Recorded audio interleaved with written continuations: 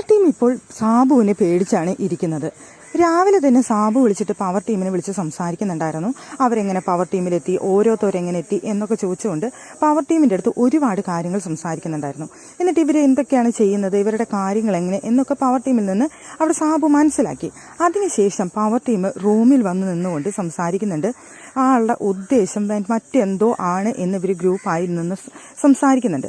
അവർ തന്നെ ഇപ്പോൾ പരസ്പരം പറയുന്നുണ്ട്, നമ്മളെ തമ്മിൽ തെറ്റിക്കുക എന്നുള്ളതാണോ സാബുവിൻ്റെ ഗെയിം എന്ന് ചോദിക്കുന്നുണ്ട്. നമ്മൾ തമ്മിൽ നല്ലൊരു യൂണിറ്റി ഉണ്ട്, നമ്മൾ തമ്മിൽ എല്ലാ കാര്യങ്ങളും ഒരുമിച്ചാണ് തീരുമാനിക്കുന്നതെന്ന് സാബുവിനെ മനസ്സിലായിട്ടുണ്ട്. അപ്പോൾ സാബു ചേട്ടൻ നമ്മളെ തെറ്റിക്കാനുള്ള ശ്രമമാണ് അടുത്ത ഗെയിം എന്ന് സംശയമുണ്ടെന്ന് അവരിവിടെ നിന്ന് സംസാരിക്കുന്നുണ്ടായിരുന്നു. അതിനുശേഷം പിന്നീട് കുറച്ച് കഴിഞ്ഞിട്ട് വീണ്ടും വന്നിട്ട് അൻസിബയും അഭിഷേകും വന്ന് നിന്ന് സംസാരിക്കുന്നുണ്ട്. അല്ല, ഗസ്റ്റിന് ഒരു കാര്യം ചെയ്തു കൂടെ എന്ന് അഭിഷേകിൻ്റെ അടുത്ത് അൻസിബ് ചോദിക്കുന്നുണ്ട്. എന്താണ് കാര്യം എന്ന് വെച്ച് കഴിഞ്ഞാൽ, നമുക്കിഷ്ടമില്ലാത്ത ടീമിനെ വീണ്ടും പവർ റൂമിലേക്ക് കൊണ്ടുവരാനായിട്ട് ആൾക്ക് സാധിക്കില്ലേ എന്നുള്ളതാണ് അൻസിബയുടെ ചോദ്യം. അതിങ്ങനെ എന്ന് ചോദിക്കുമ്പോൾ അൻസിബ് പറയുന്നുണ്ട്, ഇപ്പം നമുക്കിഷ്ടമില്ലാത്ത ടീം ഏതൊക്കെയാണെന്ന് ആൾക്ക് വ്യക്തമായി അറിയാം, നമ്മുടെ അടുത്ത് സംസാരിച്ചതിൽ നിന്ന്.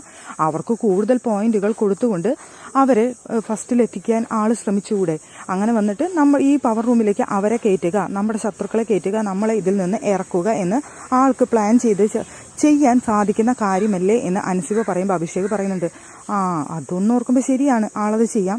ആൾക്ക് അങ്ങനെ ഒരു ഗെയിം പ്ലാൻ വേണമെന്നുണ്ടെങ്കിൽ ആൾക്ക് കളിക്കാം. കൂടുതൽ പോയിന്റ് നമുക്ക് നമ്മുടെ എതിർ ടീമിനെ കൊടുക്കേണ്ട ആവശ്യകതയെ വരുന്നുള്ളൂ.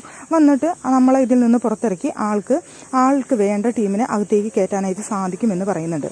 അപ്പോൾ അഭിഷേക് പറഞ്ഞു, പേടിക്കണ്ട, ഇനിയിപ്പോൾ നമ്മൾ ഇതിൽ നിന്ന് പുറത്തിറങ്ങുകയാണെങ്കിൽ തന്നെ നമുക്കങ്ങ് കളിക്കാം, അല്ലാതെ വേറെ ഒന്നുമില്ല. ഇപ്പോൾ ഏത് ടീമാണ് അകത്ത് കയറുന്നതെങ്കിലും കുഴപ്പമില്ല. ഞാൻ എന്തായാലും അടുത്ത ആഴ്ച മുതൽ എന്തായാലും വെറുതെ ഇരിക്കാൻ ഉദ്ദേശിക്കുന്നില്ല.